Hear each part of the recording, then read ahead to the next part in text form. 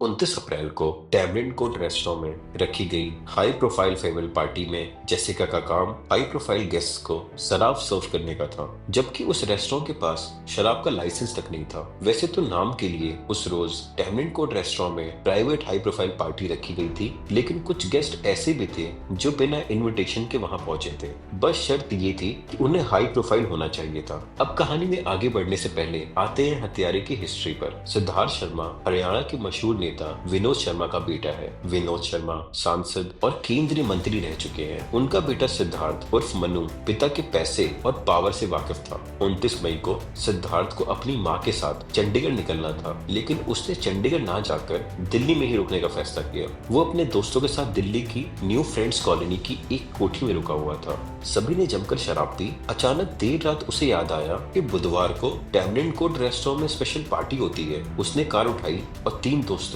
विकास यादव, अमरदीप गिल और आलोक खन्ना के साथ रात करीब 2 बजे पार्टी में पहुंच गया। वैसे तो ये एक प्राइवेट पार्टी थी, लेकिन सिद्धार्थ फिर भी इसमें दाखिल हो गया। उसने बार टेंडर जेसिका लाल से शराब मांगी। पार्टी लगभग खत्म हो चुकी थी तो जेसिका ने उसे शराब देने से इनकार कर दिया। ये देखकर उसने जेब से 1000 रुपए निकाले और जेसिका को देते हुए फिर शराब मांगी। जेसिका ने दोबारा भी इनकार कर दिया। दोस्तों के सामने बेइज्जती होते देख सिद्धार्थ ने जेब से 22 कैलिबर की पिस्तौल निकाली और 3 हवाई फायरिंग की। पार्टी में शोरगुल इस कदर था कि वहां मौजूद गेस्ट चौकन्ने नहीं हुए। सिद्धार्थ ने फिर जेसिका को धमकाते हुए शराब मांगी। हौसले से मजबूत जेसिका ने गोलियां चलाए जाने के बाद भी शराब नहीं दी। जैसे ही उन्होंने तीसरी बार इनकार किया, सिद्धार्थ ने जेसिका के सिर पर गोली चला दी।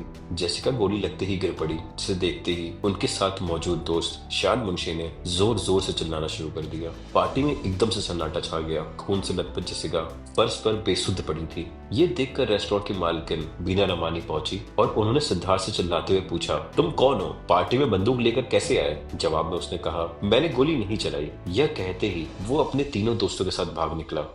इस हत्याकांड की आगे की कहानी जानने के लिए हमारे साथ बने रहें। हम कल अगले एपिसोड के साथ वापस लौटेंगे। धन्यवाद।